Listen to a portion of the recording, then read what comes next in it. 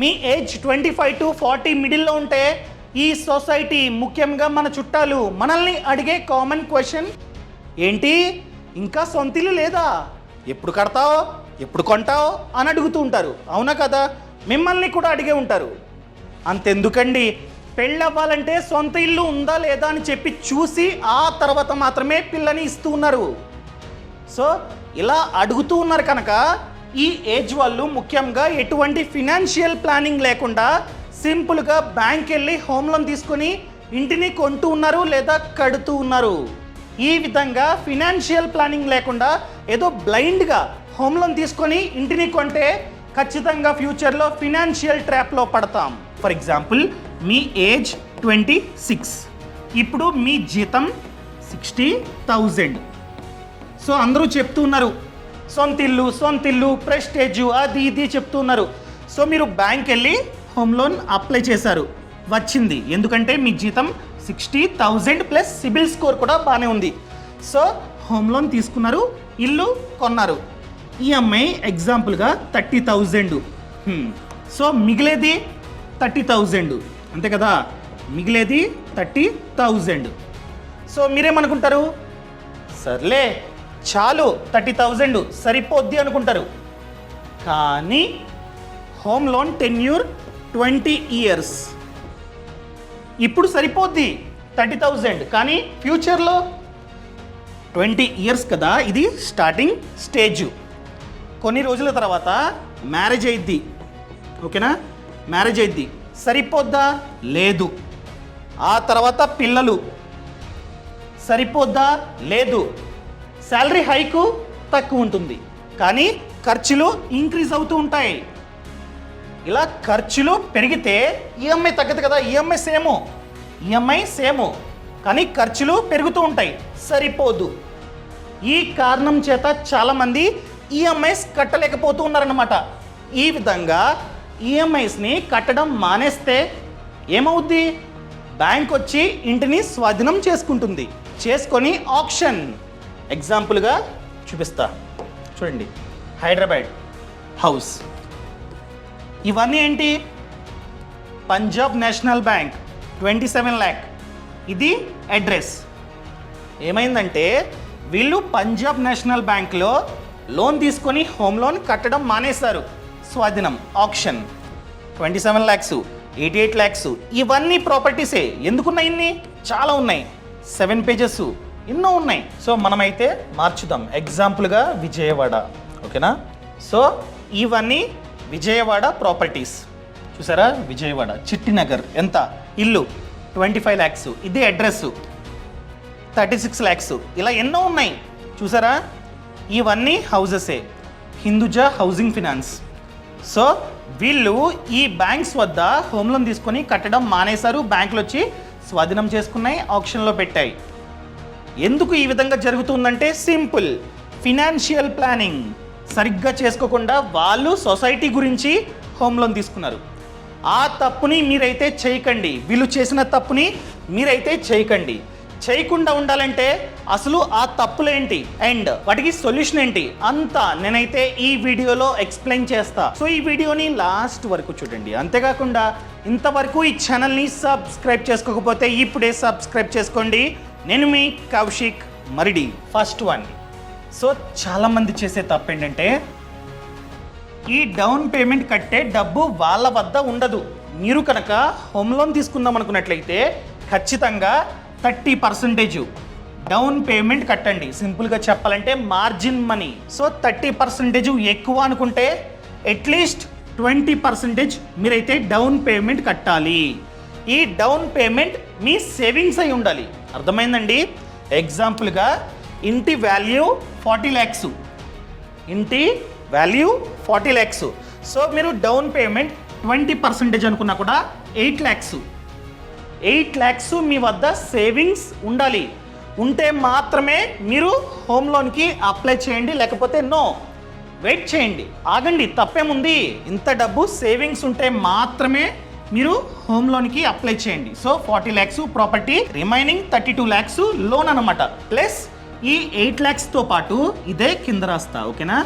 8 lakhs down payment కదా, plus registration so registration charge వచ్చేసి ఎగ్జాంపుల్గా 3 lakhs, టోటల్గా 11 lakhs, 11 లక్షలు. ఇంత డబ్బు మీ వద్ద సేవింగ్స్ అయ్యి ఉండాలి. ఆ డబ్బుని మాత్రమే మీరు డౌన్ పేమెంట్ అదేవిధంగా రిజిస్ట్రేషన్కి కట్టాలి. కొందరు ఏం చేస్తారంటే మహానుభావులు ఈ 11 lakhs లేక ఈ 11 lakhsకి పర్సనల్ లోన్కి అప్లై చేస్తారు. అర్థమైందండి? పర్సనల్ లోన్ డబ్బు లేదు, తప్పు, మిస్టేక్. ఎందుకంటే ఇది ఫ్రీయా? Personal loan ఫ్రీయా? ఎగ్జాంపుల్గా ఓపెన్ చేస్తా. పర్సనల్ లోన్ ఎంతో చూద్దాం, ఓకేనా? మీరు ఈ డౌన్ పేమెంట్కి డబ్బు లేక, సేవింగ్స్ లేక, ప్లానింగ్ లేక మీరు ఏం చేశారు? అప్లై చేశారు. మార్కెట్లో మీ స్కోరు తక్కువ ఉంటే సిబిల్ స్కోరు 12% యావరేజ్గా. సో 12 ఎన్ని మంత్స్? ఎగ్జాంపుల్గా 3 years అనుకుందాం. ఎంత? 2,15,000 వడ్డీ వేస్ట్. ఎందుకండి? మళ్ళీ ఈఎంఐ. అసలే ఈ ఈఎంఐ కట్టాలి. మీరు రెడీ అయ్యారు.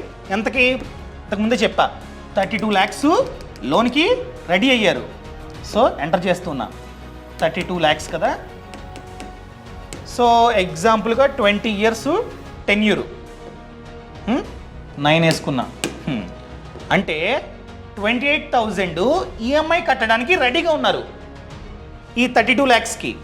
కానీ డౌన్ పేమెంట్కి డబ్బులు లేవు. డౌన్ పేమెంట్కి పర్సనల్ లోన్కి అప్లై చేశారు 11 lakhsకి. ఇక్కడ 36,000, ఇక్కడ 28,000.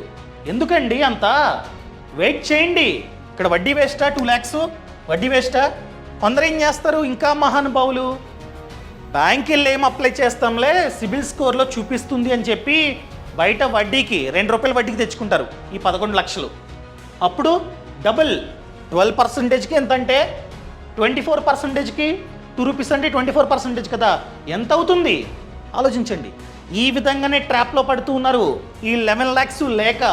సో నేను చెప్పేది ఏంటంటే ఇప్పుడు కంగారు పడకండి. డబ్బులు లేకపోతే వెయిట్ చేయండి, ఇంకా మంచి ప్రాపర్టీస్ వస్తాయి ఫ్యూచర్లో.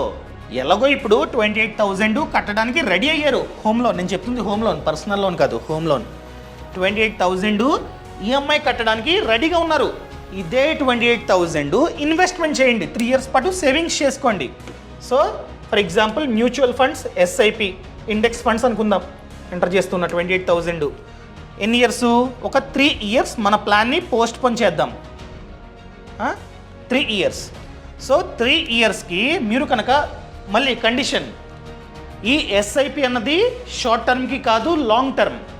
ఎగ్జాంపుల్గా మీకోసం చెప్తున్నా అర్థం కావడానికి కోసం. సో మీరు 28,000 మ్యూచువల్ ఫండ్ ఎస్ఐపిలో పెట్టుబడి పెడితే 3 years పాటు, సో మీరు పెట్టుబడి పెట్టేది 10 lakhs, మీకు వచ్చే రిటర్న్ 2 lakhs, టోటల్గా 12 lakhs. అంతే కదా, సరిపోయింది కదా. మనకి కావాల్సింది down payment plus registration charge అంత కలిపి 11 lakh అయిపోయింది. 3 years మనం కనుక ఓపిక పడితే ఆ డబ్బుని, అంటే ఎంతైతే ఈఎంఐ కట్టడానికి రెడీగా ఉన్నామో అంత డబ్బుని ఇన్వెస్ట్మెంట్ చేసుకుంటే ఇంత డబ్బు వస్తుంది. ఈ డబ్బుని మీరు డౌన్ పేమెంట్ రిజిస్ట్రేషన్కి యూజ్ చేసుకోండి, అయిపోయింది, సింపుల్. లేకపోతే ఇది వద్దండి, మాకు నమ్మకం లేదు, 3 yearsలో 12% రిటర్న్ వస్తుంది అన్న నమ్మకం లేదు, ఉన్నది పోతుందేమో మ్యూచువల్ ఫండ్స్ కదా అనుకున్నట్లయితే ఆర్డి. సో ఎంత? 28,000 కదా. ఎంటర్ చేస్తున్నా 28,000. మనకి 6.5. అదే మన పేరెంట్స్కి, మన తాత నానమ్మ గారికి ఎక్కువ వడ్డీ, సీనియర్ సిటిజన్స్. ఎగ్జాంపుల్గా వాళ్ళకి 7 అనుకుందాం, ఓకేనా? 7. సో వాళ్ళ పేరు మీద ఓపెన్ చేసినా కూడా మనకి 11,23,000 వస్తుంది. మనం ప్రతి నెల ఇంత పెట్టుబడి పెడతాం, 28,000 ప్లస్ దానికి వడ్డీ కూడా యాడ్ అవుతుంది కాబట్టి 11,23,000. మనం అనుకుంది ఎంత? 11 lakhs అయిపోయింది. ఈ విధంగా 3 years వెయిట్ చేస్తే ఈ ప్రాబ్లంకి సొల్యూషన్ వచ్చినట్లే. లేకపోతే అది ఈఎంఐ కట్టాలి, ఇది కట్టాలి. ఈ 11 lakhsకి ₹2 వడ్డీకి తెచ్చుకుంటే పెరిగిపోతూ ఉంటుంది. అది డెట్ ట్రాప్. సో ఈ తప్పుని అస్సలు మీరైతే చెయ్యకండి. ఇంకా second one, applying for high loan. అంటే వాళ్ళ స్థాయికి మించి ఇంటిని కొంటూ ఉంటారు, లేకపోతే కట్టుకుంటూ ఉంటారన్నమాట. శక్తికి మించి అప్పు చేస్తే వయసును మించి భారాన్ని మోయాల్సి వస్తుంది. సో ఒక తమ్ముళ్ళు ఉంది, మన ఇంటి value 5 times of 'of' 'your' 'annual' 'income' ఇంత మాత్రమే ఉండాలి. 5 times of 'of' 'your' 'annual' 'income' ఇంత మాత్రమే ఉండాలి. 5 times of 'your' 'annual' 'income' ఇంత మాత్రమే ఉండాలి. మీరు హోమ్ లోన్ తీసుకొని ఇంటిని కొంటున్నా కడుతున్నా దాని value 5 times of your annual income. For example మీ జీతం 1,00,000, అర్థమైందండి? అంటే మీ annual income 12 lakhs. So 5 times into 5 ఎంత? 60 lakhs. మ్యాక్స్ వచ్చేసి మీ ఇంటి వాల్యూ ఇంతే, అంతకు మించి ఉంటే ట్రాప్, మనమే డెట్ ట్రాప్లో పడుతూ ఉంటాం. సో ఇంతకి మాత్రమే మీరైతే ప్లాన్ చేసుకోండి. కొందరు ఏం చేస్తారు, కోటి అప్లై చేస్తారు, వస్తుంది, వాళ్ళకేం పోయింది, బ్యాంక్స్కి ఇస్తారు, మనమే కట్టాలి.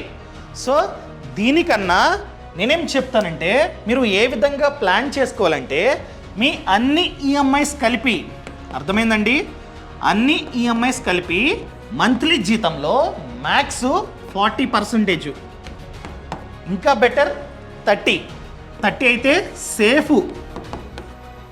బట్ ఖర్చులు ఉన్నాయి, అవి ఉన్నాయి అనుకున్నట్లయితే మ్యాక్స్ 40%. అంటే మీ జీతం 1,00,000 అయితే అన్ని ఈఎంఐస్ కలిపి 40,000 మాత్రమే, అర్థమైందండి? మీ జీతం 1,00,000 అయితే అన్ని ఈఎంఐస్ కలిపి, నేను చెప్తుంది అన్ని, ఓన్లీ హోమ్ లోన్ కాదు, 40,000, రిమైనింగ్ 60,000తో మనమైతే బ్రతకాలి. సో మీ జీతం 1,00,000 అయితే ఒక్క ఈఎంఐ కూడా లేదు మీకు అనుకుంటే సర్లే 40,000 only home loan.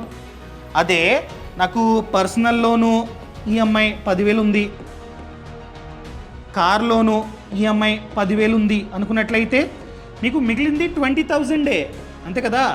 Max 40,000 limit, 20,000 మిగిలింది. ఈ 20,000 ఈఎంఐ హోమ్ లోన్ అయి ఉండాలి.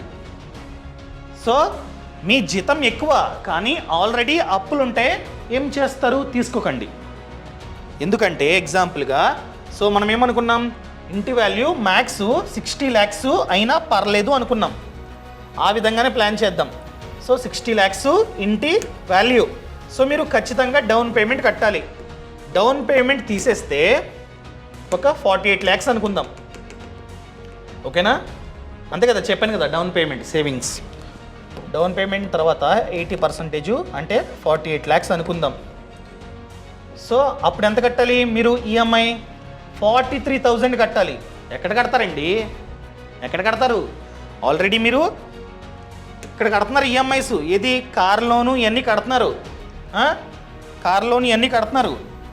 43,000 ఎక్కడ కడతారు? ఇక్కడ తగ్గిపోద్ది. ఫర్ ఎగ్జాంపుల్ అనుకుందాం మీరు 43,000 తీసేసుకున్నారు తెలియక అనుకుంటే, ఇక్కడ అయిపోయింది సగం జీతం, 63,000 ఇక్కడ అయిపోయింది, మిగిలేదంతా 30,000 చిల్లరే. సరిపోద్దా?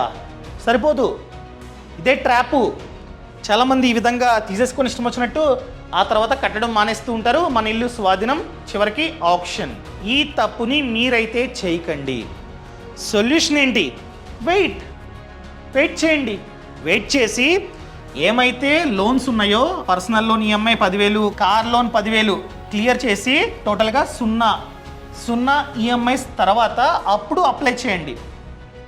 అప్లై చేసి మీరు 43,000 పెట్టుకుంటారు ఈఎంఐ, ఇంతకుముందు చెప్పిన విధంగా పెట్టుకోండి, తప్పేముంది? Okay, manageable. 3,000 ఎక్కువ మనం అనుకున్న లిమిట్ కన్నా, 3,000 ఎక్కువ.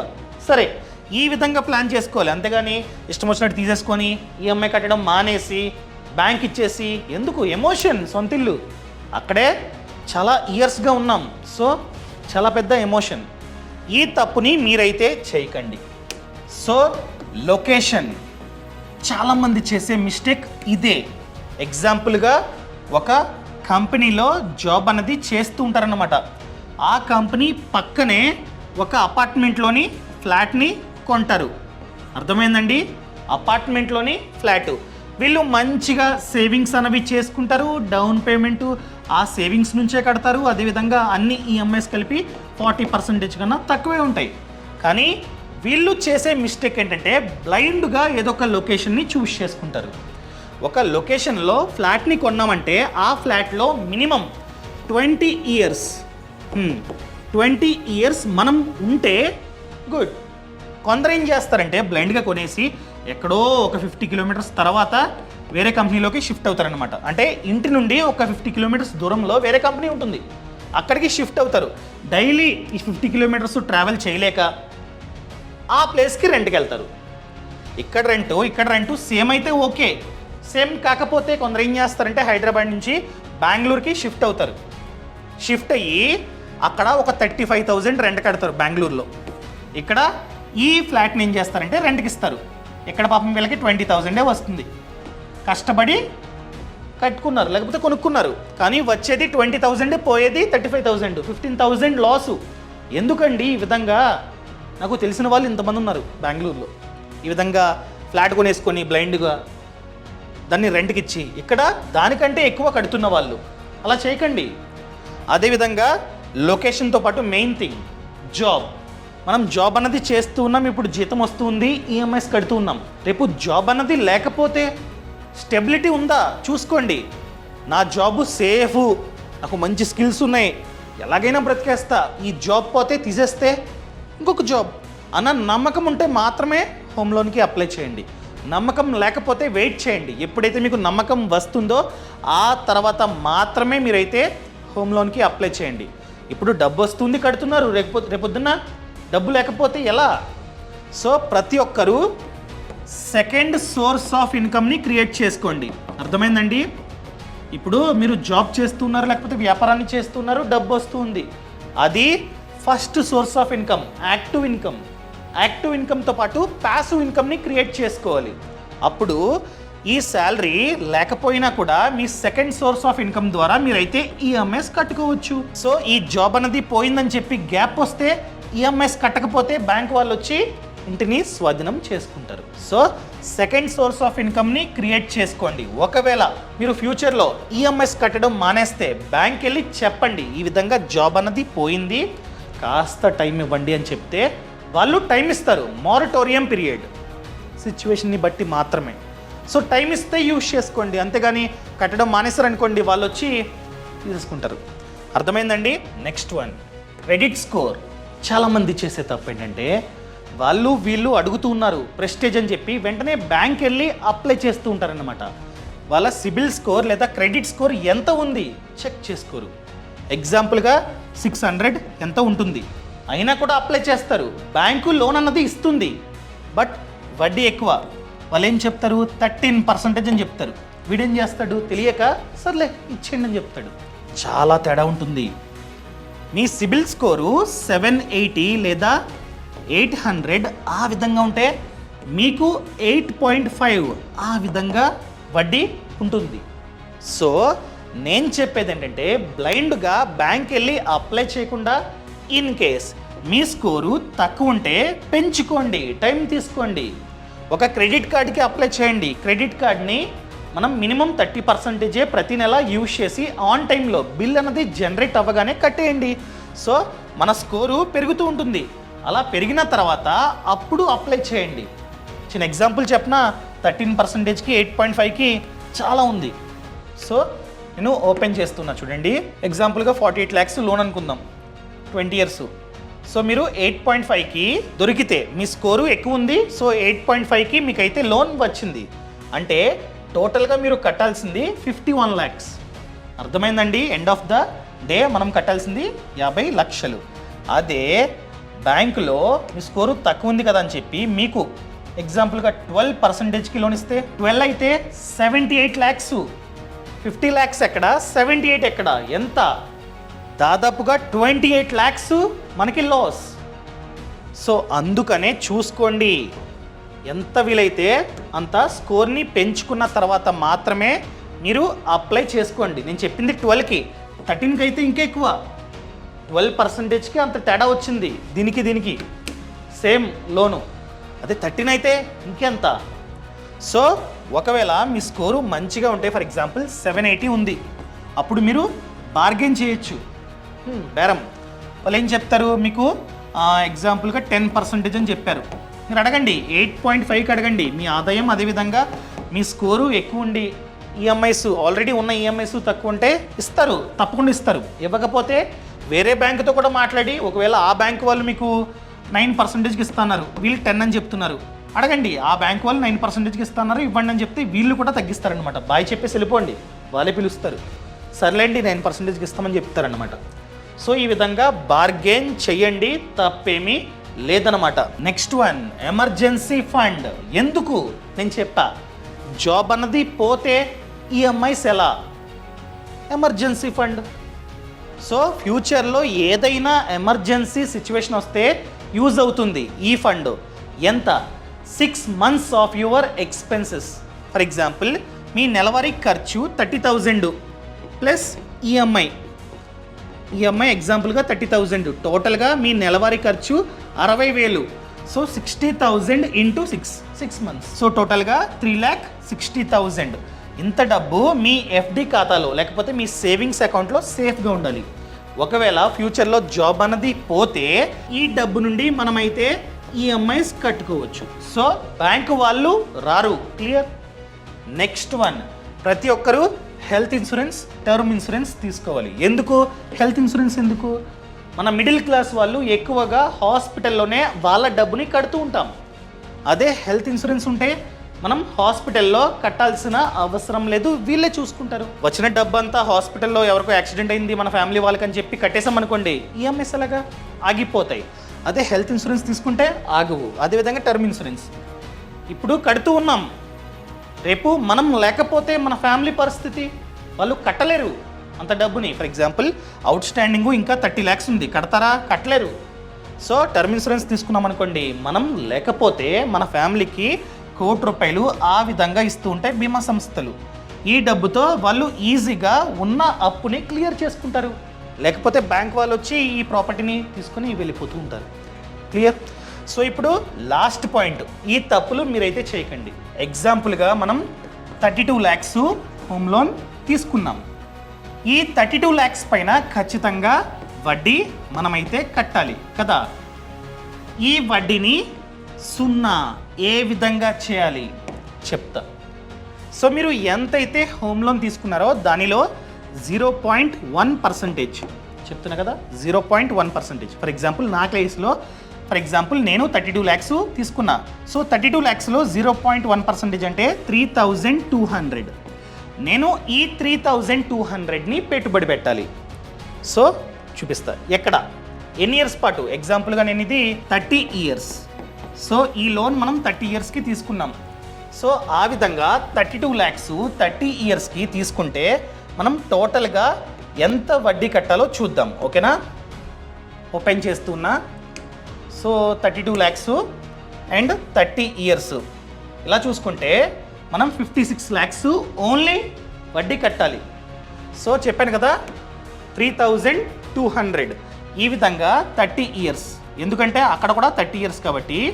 సో మనం ఎన్ని ఇయర్స్కి అయితే ప్రతి నెల ఈఎంఐస్ కడతామో అన్ని ఇయర్స్ ప్రతి నెల అంత డబ్బుని ఎంతైతే హోమ్ లోన్ తీసుకున్నామో అందులో 0.1% మనం కనుక పెట్టుబడి పెడితే మనకి టోటల్గా కోటి రూపాయలు వస్తాయి. కోటి అసలు 11,52,000, మనకు వచ్చే రిటర్న్ కోటి. ఎప్పుడు? 12% మ్యూచువల్ ఫండ్స్ రిటర్న్ని జనరేట్ చేస్తే 3,200 మనం 30 years పాటు పెట్టుబడి పెడితే ఇక్కడ మనకి 1 కోటి రూపాయలు, ఓన్లీ వడ్డీ 1 కోటి రూపాయలు వస్తుంది. ఇక్కడ మనకి పోయే వడ్డీ 56 lakhs. సో 56 lakhs కడతాం, 1 కోటి రూపాయలు అనుకొస్తుంది, అంటే ఇంకో 50 lakhs మనకి ఆదా. అర్థమైందండి? సో ఈ విధంగా 0 వడ్డీకే మీకు హోమ్ లోన్ వచ్చినట్లు. ఈ విధంగా ప్లాన్ చేసుకోండి. ఈ వీడియో నచ్చినట్లయితే లైక్ చేయండి, షేర్ చేయండి. అదేవిధంగా ఫ్రీడమ్ యాప్ అండి, ఫ్రీడమ్ యాప్లో ఇలాంటి సమాచారం ఎంత ఉంది. ఫ్రీడమ్ యాప్లో హోమ్ లోన్ కోర్స్ ఉంది. సో మీరు హోమ్ లోన్ తీసుకునే ముందు నా సజెషన్, ఒకసారి ఫ్రీడమ్ యాప్లో ఉన్నటువంటి హోమ్ లోన్ కోర్స్ని చూడండి. చూసిన తర్వాత మీకు క్లారిటీ వస్తుంది. సో ఇప్పుడే ఫ్రీడమ్ యాప్ని డౌన్లోడ్ చేసుకోండి. ఇలాంటి కోర్సులు 1000 కన్నా ఎక్కువే ఉన్నాయి ఫ్రీడమ్ యాప్లో. కోర్సులు 10,000, 20,000 కాదు, జస్ట్ 599 అంతే, 599. సో కావాలంటే ఇప్పుడే ఫ్రీడమ్ యాప్ని app store or play store నుంచి డౌన్లోడ్ చేసుకోండి. యాప్ లింక్ అనేది కింద డిస్క్రిప్షన్లో ఉంది. సో ఈ విధంగా ఫార్మింగు, బిజినెస్ ఎన్నో కోర్సులు ఉన్నాయి. సో బిజినెస్ అనుకోండి, ఎవరైతే ఆ బిజినెస్లో సక్సెస్ అయ్యారో వాళ్ళు మనకి చెప్తారనమాట ఆ బిజినెస్ని ఎలా స్టార్ట్ చేయాలి, అదంతా ఎంత ప్రాఫిట్ వస్తుంది, వాళ్ళకి ఎంత వస్తుంది, అది కూడా మేము అక్కడికి వెళ్ళి షూట్ చేస్తాం. అదేవిధంగా ఫార్మింగ్ సేమ్. సో ఇప్పుడే ఫ్రీడమ్ యాప్ని app store or play store నుంచి డౌన్లోడ్ చేసుకోండి. యాప్ లింక్ అన్నది కింద డిస్క్రిప్షన్లో ఉంది. Thank you so much. Thanks for watching. Jai Hind.